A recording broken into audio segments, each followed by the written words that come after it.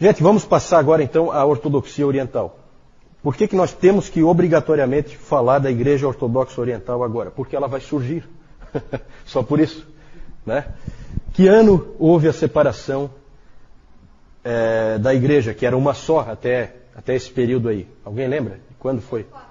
Não. Alguém lembra assim de cabeça? Não falamos ainda sobre isso.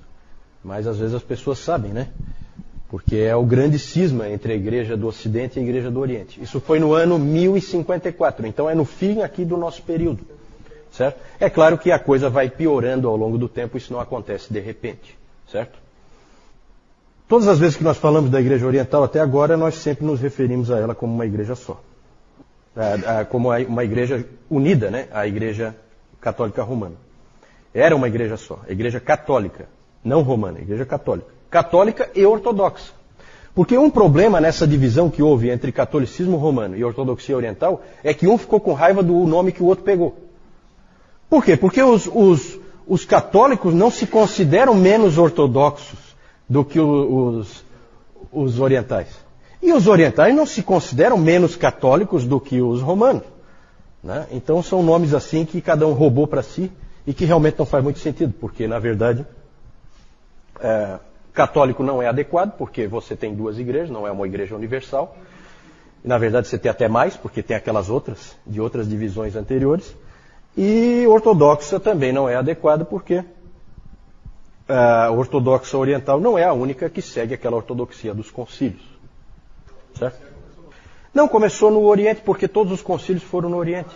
É interessante isso. É interessante que todos os concílios que valeram para a igreja como um todo, todos eles ocorreram no Oriente. Não sei porquê, né? Mas aconteceu assim, né? Começa já as diferenças entre esses dois lados começam gradativamente. E uma diferença básica é a diferença de língua. A igreja do Ocidente foi migrando para utilizar o latim e a igreja oriental permaneceu com o grego, né? Permaneceu com o grego. Então alguém já disse que os dois lados não conseguiam se entender porque eles não conseguiam se entender. Captaram? Né? Porque para os romanos parecia que os outros estavam falando grego. A igreja oriental, a igreja ortodoxa oriental, ela gosta de se intitular como a igreja dos 7 concílios. É fácil de lembrar dos 7 concílios, alguns nós vimos em detalhe. É fácil de lembrar o que eles trataram. Niceia e Constantinopla, os dois primeiros, trataram da Trindade, doutrina da Trindade. Principalmente, tem outras coisas subsidiárias, mas para a gente lembrar a principal coisa que foi definida ali, né? Os outros todos, Éfeso, Calcedônia, Constantinopla II, Constantinopla III, todos eles trataram da doutrina de Cristo. Lembram que eu falei que Calcedônia não resolveu, que no Oriente continuou a briga na questão das duas naturezas de Cristo, e aí toda hora tinha que convocar um outro concílio, porque não havia acordo, e só no Ocidente, de cara, isso eu falei também, de cara, a Calcedônia foi aceita no Ocidente. Né? Cristo tem duas naturezas, a natureza humana e a natureza divina, independentes na mesma pessoa. E, por último, o último concílio, Niceia II, em 787, tratou dos ícones. Depois nós vamos falar disso. E aí a gente tem uma primeira característica. A Igreja Oriental, ela se considera a Igreja dos 7 concílios porque eles são extremamente cuidadosos em nunca modificar nenhuma decisão de um concílio. Então essa é a primeira característica da Igreja Oriental. Gravem isso na cabeça. Ela não muda. Ela não muda nunca. Ela é sempre igual. Isso foi crescendo, eu já falei para vocês que eles achavam que os ocidentais pensavam demais, iam longe demais. Eles não, eles sempre defenderam o mistério, uma coisa assim, só que eles ficaram tão no mistério que não evoluíram mais nada. Então ela não muda, ela é sempre igual. Os teólogos da Igreja Oriental, todos os pais, ela compartilha com a Igreja Ocidental até Agostinho. Até Agostinho. Porque Agostinho é do Ocidente. A Igreja Oriental não reconhece Agostinho. Certo? Agostinho já é um teólogo do Ocidente. E ela, depois dos pais, ela teve os seus próprios teólogos, que foram influentes. Alguns são, eu vou citar alguns nomes aí, João Climacus, esse escreveu A Escada da Ascensão Divina, então é um indivíduo importante para os místicos. Mais tarde nós vamos falar dos místicos, do cristianismo místico. Maximus, o confessor, também foi um nome importante. Mas o mais importante é esse que eu estou mostrando aí, que é o João Damasceno. João de Damasco. Por isso João Damasceno. Esse Damasceno é o cara que é de Damasco, da cidade de Damasco. Damasco, capital da... Hoje de manhã, da onde? Síria, exatamente. Antioquia fica na Síria também, mas não é a capital. A capital, Damasco. O Newton falou hoje de manhã do Naamã, né? Naamã, onde é que morava o Naamã? Em Damasco, na Síria. Então isso aí é uma cidade muito antiga, né? Que já existia lá nos tempos do Velho Testamento. João Damasceno, ele nasceu numa família cristã, viveu no 7º e 8º séculos, já sob a Síria já tomada por quem? Quando ele nasceu. A Síria já estava tomada pelos... O que vocês acham? Século VII ele nasceu, né? Final do século VII. Muçulmanos, exatamente, muçulmanos. Muçulmanos já tinham tomado, então ele nasceu, ele era cristão, ele era de uma família cristã, nasceu numa família cristã, mas num país muçulmano. E ele trabalhava no governo de Damasco, interessante. Só que ele foi corajoso o suficiente para escrever um livro contra o Islã. Vai ter coragem assim no outro lado. E ele chamava o Islã de a heresia ismaelita. Porque realmente quando você estuda um pouquinho mais a fundo o islamismo, você vê que ali tem elementos tremendamente fortes de judaísmo e de cristianismo. É uma mistura, uma salada, né? Vários dos profetas ali são profetas, são personagens do... Né? Ibrahim, quem é Ibrahim? Abraão, né? O próprio Jesus, Issa, né? É também um profeta deles lá. Então eles têm esses personagens aí que se sobrepõem aí ao judaísmo e ao cristianismo. Ele escreveu o livro mais importante desse cara, do João Damasceno, foi A Fé Ortodoxa. Esse livro é fundamental porque ele é a teologia sistemática da Igreja Ortodoxa Oriental. A fé ortodoxa. A fé ortodoxa. Na verdade, é a única teologia sistemática. Certo? Ele também escrevia hinos, esse João Damasceno. Ele é importante para definir qual é o pensamento ortodoxo. Eu quero fazer um comparativo rápido, porque evidentemente nós temos um foco aqui na divisão que houve, que vai acontecer no final desse período. E aí eu quero mostrar para vocês as ênfases, porque ali também há um ponto de discórdia, as ênfases de cada igreja. No Ocidente, a ênfase sempre foi e é até hoje, e nisso aí nós não temos muita distância do catolicismo romano. Nós, como protestantes, mostramos que somos sim ocidentais, porque as ênfases nossas são exatamente as mesmas do catolicismo romano. Pecado, graça, justificação e salvação. Só que a gente, evidentemente, trata isso tudo de uma maneira diferente, né? Muito mais bíblica, muito mais atrelada à palavra de Deus, do que o catolicismo romano. Mas a ênfase oriental é completamente diferente. Os orientais, eles enfatizam outras coisas. O apofaticismo, vou falar daqui a pouco, a tradição, a teoses, também vou falar em detalhe, e os ícones. Nos 7 concílios nós vimos ali que o último concílio teve como tema os ícones, certo? Nós vamos tratar isso com um pouquinho de detalhe daqui a pouquinho. Apofaticismo. Apofaticismo é a teologia negativa. Lembra que eu falei já do Dionísio, o pseudo-areopagita? Ele trabalhava essa teologia negativa. Então eles têm essa ênfase em que a gente não pode conhecer a Deus, em que nós estamos no escuro, em que há mistérios, tudo é nebuloso, certo? Isso é uma ênfase deles. Por causa disso, e porque a igreja deles nunca muda, então não há diversidade. E o Ocidente, vocês eu acho que conseguiram perceber, só pelo que eu mostrei ali do Radberto e do Ratramno, tendo uma controvérsia dentro do mesmo monastério. Uma controvérsia séria que a igreja vai ter que resolver. E o Gottschalk, por exemplo, vindo trazer Agostinho de volta, e a igreja dando... Né? Então há uma diversidade gigantesca na igreja ocidental. Sempre há teologias lutando. Né? E na oriental não, porque tudo é nebuloso, nós não podemos saber, certo? E aí então tudo fica como sempre foi. É bem diferente. Então, teologia negativa. ênfase no mistério e na sombra em vez da luz. Tradição. O Ocidente também valorizou a tradição. Só que, como eu acabei de falar, no Ocidente fica essa coisa, toda hora aparece alguém que questiona a tradição. E diz, não, isso não é assim, isso deveria ser assado. E vai aparecendo esse tipo de conflito. No Oriente, jamais. A tradição no Oriente é diferente. Para eles, a tradição nada mais é do que a voz do Espírito. E eles dizem que em cada um daqueles 7 concílios repetiu-se o Pentecostes. Por mais que houvesse problemas ali, dificuldades, por fim o Espírito Santo tomou conta daqueles homens e o que eles decidiram é a palavra do Espírito Santo.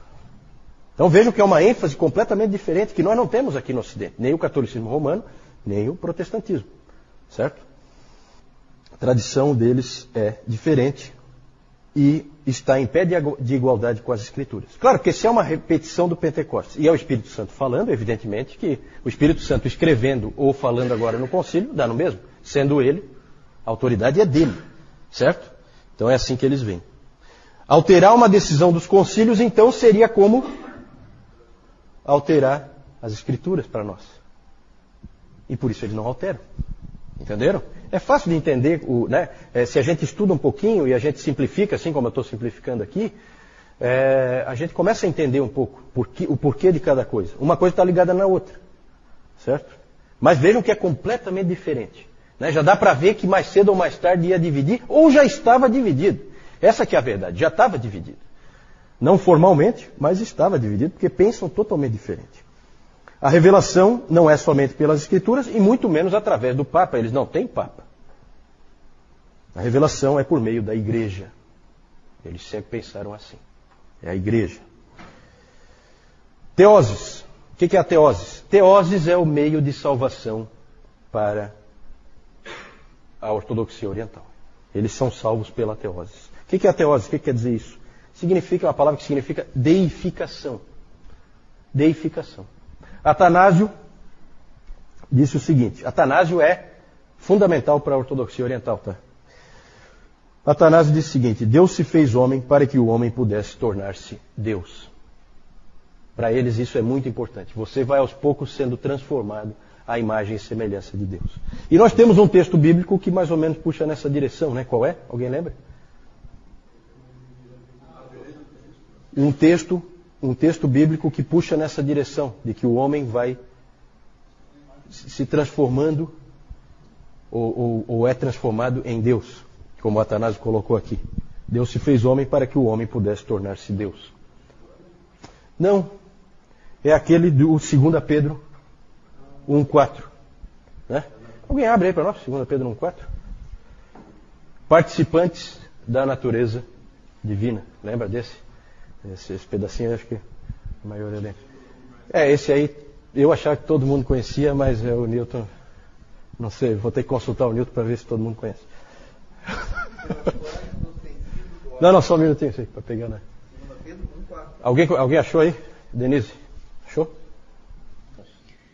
Pelas quais nos têm sido doadas as suas preciosas e muito grandes promessas, para que por elas vos torneis coparticipantes da natureza divina, livrando-vos da corrupção das paixões que há no mundo. Vos torneis coparticipantes da natureza divina. Para eles essa é a salvação, é você se tornar coparticipante da natureza divina. Para o Ocidente isso aí soa estranho. O Ocidente não gosta muito dessa linguagem. Existem, claro, ideias parecidas, nós temos conceitos parecidos com esse, mas para nós soa um pouquinho herege essa maneira de falar. Né? Na verdade, eles têm um entendimento claro disso aí, mas para o ocidental soa estranho, soa como uma heresia. Há pessoas no Ocidente que constroem em cima dessa ideia, geralmente são místicos, mas não é bem aceita normalmente no Ocidente, ela tem uma certa resistência. No Oriente é praticamente o meio de salvação. Vou falar dos ícones. O uso dos ícones. O que são os ícones? Ícones são as imagens de Cristo e dos santos. Quando um protestante vai para uma igreja oriental, na Rússia, principalmente na Rússia, né? Hoje a ortodoxia oriental, o forte dela está na Rússia. Constantinopla não existe mais, chama-se Istambul, e é muçulmano até o último fio do cabelo. Então a ortodoxia, o grande centro da ortodoxia é a Rússia. E o cara se assusta quando entra lá, porque é tanta imagem, e tanta pintura, e tanta estátua, que realmente assusta. Para eles é muito importante essas figuras, essas imagens, que são chamadas de ícones. Elas estão em todo lugar. Geralmente no centro dos templos deles, há uma figura de Cristo, que é a mais central, e uma coisa interessante é que você dificilmente vai encontrar uma imagem de Cristo crucificado. Oi. Sim, no catolicismo romano também existem muitas imagens, mas ali no Oriente é um absurdo. Eles consideram muito importante as imagens dos santos e de Cristo. E no caso do... Oi. Não, é aquela padrão mais ou menos. Depois o João vai mostrar uma ali. Não é muito diferente, não. Porque no início era uma igreja só, né? Aí depois é que vai... Né?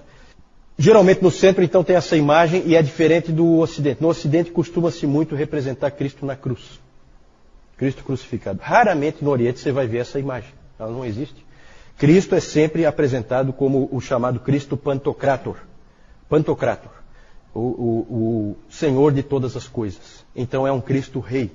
Ele sempre põe um Cristo que é um rei. No Oriente houve um problema muito sério nessa questão dos ícones. Houve um problema dos iconoclastas. O que é um iconoclasta? Eikon, tem na Bíblia, né? Eikon. Ele é a imagem do Deus invisível. Ele é o ícone do Deus invisível. Né? Não é Colossenses 1,15? Ele é a imagem do Deus invisível. Vai ver lá no grego, é Eikon. Então, o iconoclasta, Eikon é uma imagem, e clastos é quebrar. Então, os iconoclastas são os que quebram imagens. E houve um problema muito sério. Levantou-se pelo século VII e VIII, principalmente no século VIII, apareceram esses iconoclastas, que eram indivíduos que achavam que não podia ter essas imagens. E aí apareceram imperadores que eram iconoclastas. E o principal deles é Leão III, que era um imperador bizantino, o Isuriano. Ele, em 730, mais ou menos ali por 730, ele então mandou quebrar e destruir todas as imagens que havia. Na Oriental, na Igreja Oriental. Por que isso? Os historiadores estudam isso e eles dizem que os imperadores temiam o poder dos mosteiros. Os mosteiros eram muito poderosos. E eram eles que incentivavam a veneração das imagens, eram eles que faziam as imagens, eram eles que pintavam as figuras, então eles tinham tudo na mão. E aquilo dava poder para eles. Outra coisa que se imagina também que tenha provocado a iconoclastia, o ataque às imagens, pode ter sido, esse violento, né? Pode ter sido por causa da influência muçulmana, que os muçulmanos estavam ali muito perto, e muçulmano não tem imagem em hipótese alguma. Então os muçulmanos achavam aquilo ali, um povo, na verdade, um povo pagão, que tinha templos cheios de imagens, era assim que o muçulmano via o cristão. E aquilo ali era um mau testemunho, né, diante dos muçulmanos, e provavelmente também muitos encaravam aquilo como errado por mero erro teológico, porque a Bíblia não condena isso aí, né? Então houve esse problema dos iconoclastas. Esse problema levou à convocação daquele concílio, o sétimo concílio, em 787, para resolver essa questão, para se decidir, pode ter os ícones ou não. Na verdade, gente, olha, teve muitos abusos aí. Só para citar um exemplo, o que começou a se fazer era se pegava uma imagem aqui no templo, então tem uma estátua ali de um santo qualquer, e se raspava um pouquinho da pintura dentro do cálice, do vinho, que era para energizar. Que ficava muito mais poderoso se tivesse aquela raspinha. Né? Então esse tipo de abuso, esse tipo de coisa, isso aí irritava muita gente. Vocês podem imaginar por quê. Então o clima estava ruim. Isso aí foi tudo no Oriente, tá? Nós tivemos no Ocidente também indivíduos que tentaram acabar com as imagens. O próprio Carlos Magno, ele procurou diminuir a influência das imagens. Ele achava que aquilo ali era uma coisa que não estava bom. Mas é difícil, eles tiveram dificuldade. Depois os protestantes tentaram, né? O Lutero, o Calvino, Lutero nem tanto, Lutero mais ou menos, Lutero uma boa parcela, mas se você vai numa igreja luterana, eles toleram melhor algumas imagens, principalmente da cruz e tal, né? O segundo concílio de Nicéia, então, como nós vimos, ele definiu a validade do uso dos ícones, como válidos, como bons. Ele colocou eles. Aí é aquela coisa, as coisas sempre pioram quando tem uma ação muito forte, ocorre uma reação muito forte. E aí eles colocaram os ícones em pé de igualdade com a palavra escrita. Certo? A palavra escrita é a revelação em palavras e a palavra nos ícones, a revelação nos ícones é a revelação em cores. Era assim que eles viam. E aí eles usaram de todo tipo de artimanha e estratégia, como é comum usar sofismas e esse tipo de coisa em teologia. Eles usaram argumentos contra os iconoclastas, dizendo que Jesus Cristo se fez homem e, portanto, é legítimo representá-lo na forma humana, e quem não o representa na forma humana pode ser acusado de docetismo. Docetismo era aquela heresia em que se dizia que Jesus não era verdadeiramente humano, certo? Então é uma estratégia, né? E o próprio João Damasceno foi importante para a defesa dos ícones. E os ícones ganharam uma importância muito grande. Quase que eles desaparecem, mas não desapareceram, acabaram ganhando força. Porque muitas vezes quando você persegue, você dá força. E foi exatamente o que aconteceu nessa questão dos ícones. São muito importantes na Igreja Oriental. E é claro que depois os teólogos tiveram que fazer uma ginástica para explicar a diferença entre adoração e veneração. Né? Os teólogos orientais tiveram o mesmo problema que o catolicismo romano tem. Como é que eu explico isso aí? E aí fazem todo um arrazoado que não convence ninguém, aí usam termos bonitos, adoração absoluta, que é só a Deus, e a adoração relativa, que é aos santos. Então, sabe, começa esse tipo de coisinha assim que não... Na verdade, todo esse posicionamento ignorou a Bíblia e ignorou o ensino dos pais. Os pais sempre associaram os ícones ao paganismo, certo? Então é aquela coisa, a tradição, mas na hora de pôr em prática não põe, né? É interessante essa observação. Na Escritura o Espírito Santo mandou não fazer, e daí no concílio de Nicéia II ele mandou fazer. Interessante. Vamos falar do problema, os ícones já falei, vamos falar do problema do grande cisma.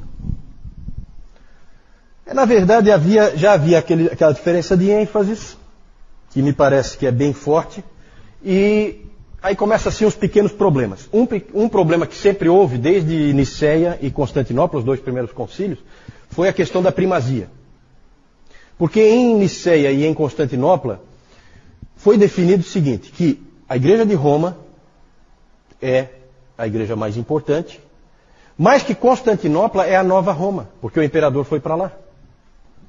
Na verdade, vocês veem que no início todo o pensamento deles é que a importância da igreja tem a ver com a sede do império.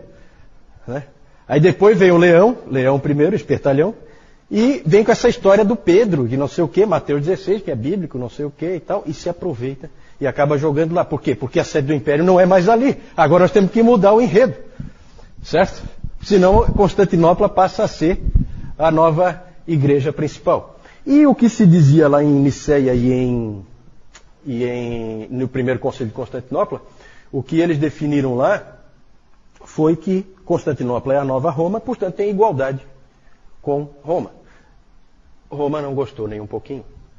Achou essa interpretação totalmente errada. E aí começa o conflito da primazia. Né? Quem, afinal de contas, é o maior? Os concílios sempre diziam, não, pode ser uma questão de honra. Roma pode ter mais honra.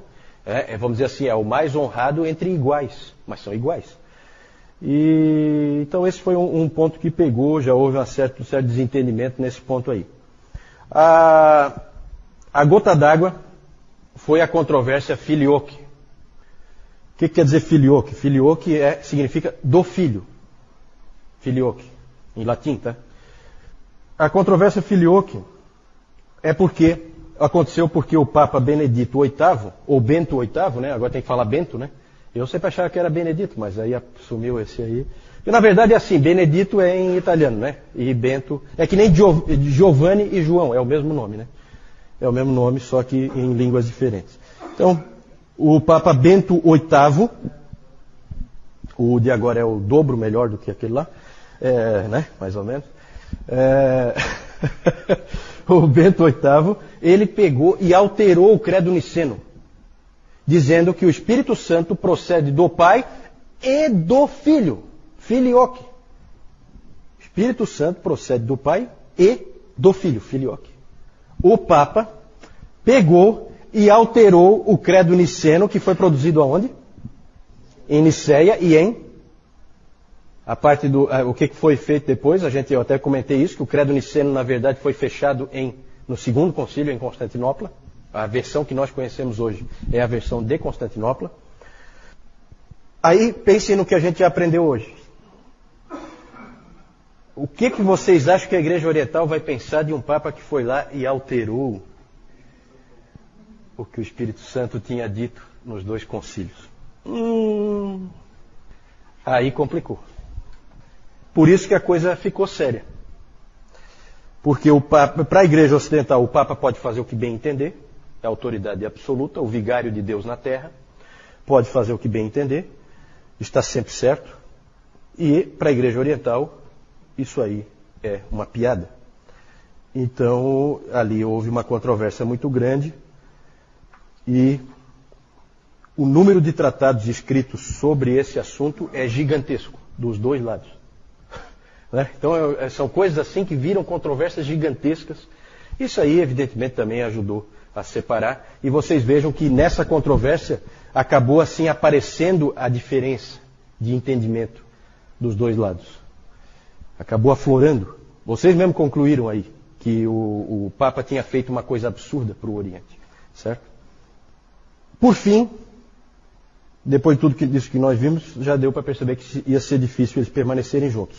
Houve uma separação temporária no 9º século, que acabaram se acertando, e em 1054 o cardeal Humberto foi enviado pelo Papa Leão IX, e aí tem umas coisas tão confusas na história da igreja, eu não quero entrar em detalhe, mas o cardeal Humberto foi emissário do Papa, ele tinha autoridade do Papa, ele foi até lá em Constantinopla e ele foi lá para ter um entendimento com o Miguel Cerulário, que era o patriarca de Constantinopla, e os 2 acabaram brigando lá e um excomungou o outro. Certo? Aí o cardeal Humberto excomungou o Miguel Cerulário e o Miguel Cerulário excomungou o cardeal Humberto e o Papa. E ali, então, se considera que aquela data é a data em que há a separação. Porque está excomungado, você está fora da igreja, você não tem salvação, você está completamente perdido. O problema é saber quem tem a autoridade para excomungar quem. Então houve uma excomunhão recíproca. Excomungar, a Rebeca perguntou, o que é excomungar? Excomunhão é tirar alguém dos benefícios da igreja, é impedir que ele seja beneficiado pelas coisas da igreja. Ele não participa mais da ceia e, portanto, ele está fora da igreja e ele está perdido. Né? Ele está condenado. E aí os 2 se excomungaram, então passou a ter 2 igrejas. Eu acho que sim, né? Eu acho que foram. E o interessante é assim, né? Porque aí as coisas confusas, eu não queria entrar nisso, mas quando o cardeal Humberto chegou lá, o Papa Leão IX tinha morrido, mas ele não sabia. Então há quem diga que não valeu. Porque o emissário do Papa não podia ser emissário do Papa se o Papa está morto. Então não valeu a excomunhão do Humberto. O Humberto não podia ter excomungado. Então umas discussões assim esquisitas. Uma coisa. Depois disso, gente, um monte de anátemas para todo lado. Isso é uma fraternidade, uma coisa bonita. Bonito isso. Né? Era anátema para todo lado, era bula papal, detonando com os caras de Constantinopla, do outro lado vinha também. Olha, exemplo, né? Os anátemas só foram removidos em 1965. Olha só, gente. Olha só. Quase 1000 anos depois, os anátemas foram removidos. O cisma persiste até hoje. É claro que o ataque dos cruzados a Constantinopla, que nós vamos ver mais para frente, o ataque dos cruzados a Constantinopla foi o golpe final. Ali não teve mais jeito, não tinha mais como eles se entenderem. João. Aqui, como já está dizendo, nós temos a figura de João Damasceno, né? Ele que foi o que escreveu a fé ortodoxa, que é a teologia sistemática, foi a única que existiu lá daquele período oriental ali, né? E aqui, nós temos aqui aquela figura que, como o Juliano explicou, a ortodoxia oriental não via Cristo pregado na cruz, mas via Cristo assim. Tá? Aqui com a Bíblia. Não. E aqui esse significado aqui da mão aqui, ele tem um significado também todo especial ali que eles dão para isso aí, tá? A pergunta da Jussara é sobre a questão do fato do cristianismo ter nascido no Oriente. O próprio Jesus Cristo e todos os primeiros cristãos eram orientais e que, portanto, haveria, em tese, uma tendência da interpretação oriental estar mais próxima da verdadeira do que a interpretação ocidental. Qual o problema aí? O problema é que fica claro que a interpretação oriental é uma interpretação grega. De grego, os judeus não tinham nada. Na verdade, eles não eram orientais, eles eram judeus. É bem diferente. A Palestina foi destruída. No ano 70, Jerusalém foi varrida do mapa, e no ano 135, Adriano resolveu acabar o serviço, e espalhou os judeus por tudo que é canto. Né? Então os judeus sempre foram isolados, sempre foram um povo isolado, o próprio Antigo Testamento mostra isso. Então esse pensamento oriental é um pensamento grego. Grande pedra de toque, que cidade dá qual é a cidade que dá a maior luz sobre como deve pensar a Igreja Ortodoxa Oriental? Pelo que nós já vimos. Não. Alexandria. Francisco matou lá. Alexandria. Certo? Esse pensamento é pensamento alexandrino. É pensamento egípcio. Certo? Esses caras foram os mais influentes para a ortodoxia oriental. Né? Então a gente não pode cair nisso aí. Na verdade, nós vimos ao longo da nossa história, nós vimos que é histórico. A explicação para eles pensarem assim é histórica. Eles pensam assim por causa de fatores históricos que foram aparecendo. Né? Inclusive decisões de concílios, para onde que a coisa pendeu. Alguns dos seus mestres acabaram levando numa determinada direção. Então é mais por causa disso aí. Por isso que a gente está sempre vendo aquele texto de Isaías 48, seca-se a erva, cai a sua flor, mas a palavra do nosso Deus permanece eternamente. A grande vantagem dos ocidentais é que eles permaneceram mais perto da palavra, especialmente os protestantes, que realmente quiseram voltar à palavra, já que os católicos romanos tinham ido para muito, mas muito longe da palavra de Deus. Né? Então, graças a Deus, porque a palavra de Deus permanece eternamente e é a nossa rocha. Né? E ali a gente vê que não tem nada disso aí. Quando a gente pega a palavra na mão, a gente vê que ela é bem direta, não tem esse mistério todo que eles falam. Não é assim, não é a teologia negativa. Paulo pega e descortina tudo. E abre, e revela, e mostra. Claro, sempre por orientação do Espírito Santo. O Espírito Santo está revelando, ele está abrindo, descortinando. Né? Então, na verdade, aí eles estão indo por um caminho perigoso.